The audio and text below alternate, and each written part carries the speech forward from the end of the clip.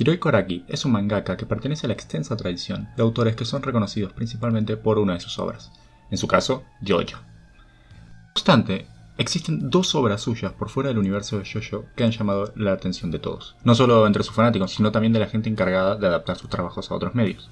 Estamos hablando de Cool Shock PT y Bao, el visitante. Siendo esta última la que más atención ha atraído, siendo la última obra que Hirohiko Araki haría antes de escribir JoJo. Esto, sumado al hecho de que tiene muchos elementos que luego se reciclarían para las primeras partes, ha llevado a muchos a considerar a Bao, en broma quizá, como una suerte de parte cero.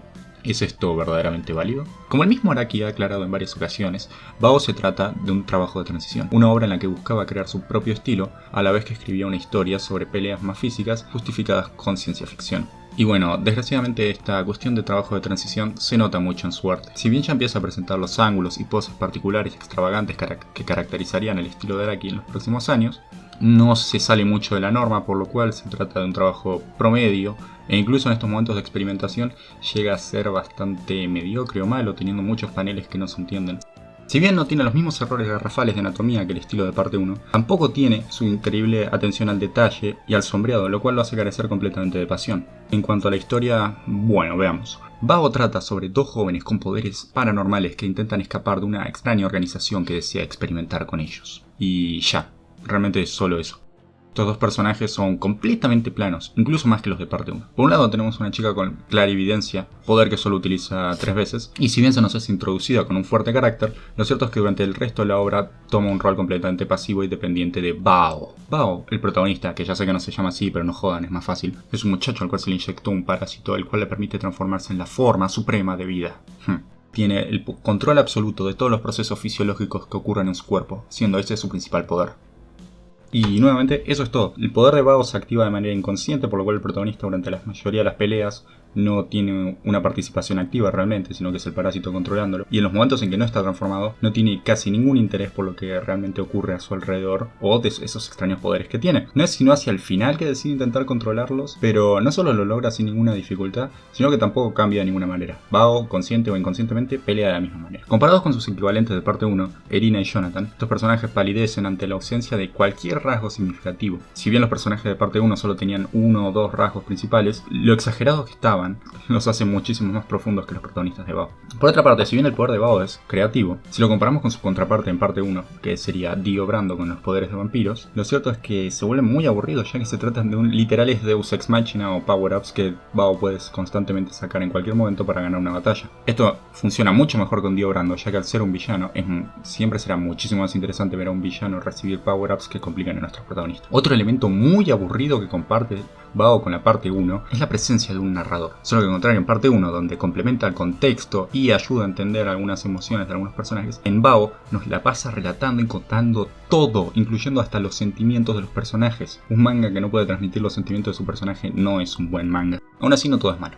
Algunas de sus peleas son muy interesantes, como por ejemplo Bao peleando contra un mono con armas, Bao peleando contra un indio con poderes atómicos, o Bao peleando contra murciélagos que lanzan perfume. Sí, esto sigue siendo un manga de Araki después de todo. No obstante, lamentablemente la mayoría de estas peleas terminan con literales Deus Ex Machina, como ya mencionamos, donde Bao se saca algún power-up del culo. Aún así, los villanos que presenta la obra, si bien no serán muy profundos, son realmente divertidos y hasta cierto punto pueden llegar a ser muy interesantes, como es el caso de Warren. También he de admitir que es muy interesante la trama de los protagonistas escapando e intentando sobrevivir, haciendo uso a veces de manera ingeniosa de sus poderes. Desgraciadamente la excesiva cantidad de villanos termina entorpeciendo esto, ya que siempre aparecen en cualquier momento. Y uno por momentos se llega a preguntar por qué diablos no atacan todos juntos a Bao. Uno lo puede llegar a excusar con que por su orgullo o confianza terminan adelantándose o permitiendo que sus compañeros mueran para así ser ellos los que acaben con Bao. Aún así, nuevamente el exceso de villanos es insoportable. En conclusión, Bao es un manga con ideas relativamente interesantes, pero muy mal ejecutadas.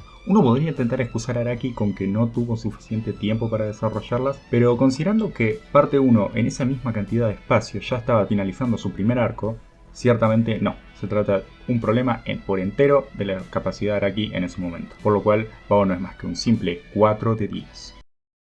Con todo esto dicho, es inevitable no preguntarse por qué, siendo que Bao comete los mismos errores que parte 1, la parte más bastardeada y odiada por el fandom, haya recibido tanta atención. Bueno, lo cierto esto se debe a un detalle que he evitado mencionar, y es que Bao se trata de la obra más accesible de Araki por fuera de JoJo's. Esto no solo porque se trata de una historia autoconclusiva, y que fue editada no solo en lenguas asiáticas o italianas y francesas, sino también en inglés y español muchísimo antes de que saliera JoJo's. Sí, así es, lo que están viendo es real, no es un edit. Bao fue publicado por Planeta Agostini muchísimo antes siquiera de que Ibrea existiera.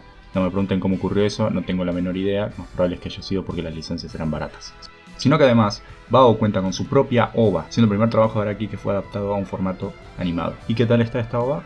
Bueno, veamos. En el apartado sonoro y visual es excelente. Se trata de una bella animación acompañada con un excelente y acertado soundtrack que acompaña las escenas. En cuanto a la historia, bueno, la OVA empieza ya con varios puntos extra, ya que no tiene un aburrido narrador que nos cuenta qué está ocurriendo, sino que por en cambio la historia se ve reestructurada, lo cual mejora a nuestros protagonistas al hacerlo interactuar entre sí. A su vez también los villanos cambian, ya que estos están cooperando entre sí, lo que hace muchísimo más amenazante a la organización secreta. Desgraciadamente la OVA tiene dos detalles terribles que no puedo evitar. El primero es que al reestructurar la historia carece completamente de las mejores batallas del manga, lo cual lo hace un trabajo completamente ausente del estilo tan particular y extravagante de Araki en sus batallas. Por otro lado, debido a la corta duración de la OVA, 48 minutos, muchos detalles de la obra original fueron eliminados, lo cual hace que al final carezca de mucha gracia si no lees el manga, siendo que detalles importantes como la explicación de los poderes de Bao no se encuentran presentes. Aún así, a pesar de todo, se trata de un sólido 6 de 10. Ahora, la pregunta inicial, ¿es verdaderamente Bao una parte cero o vale la pena verla? Bueno, diría que solo valdría la pena verla si uno es fanático ya sea de parte 1 o de todos JoJo's y Araki y quisiera complementar la experiencia.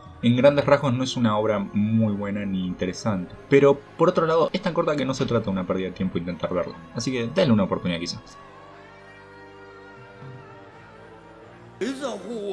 でもレーザー砲があってもあれには強力な電源がなければ。ある。レーザー砲を撃つ強力な電源が。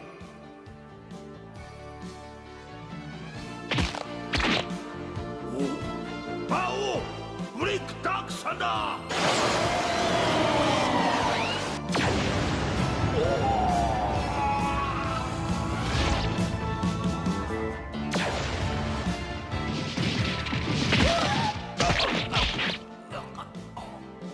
私の生み出したバオよ、素晴らしい。お前は素晴らしい最終兵器よ。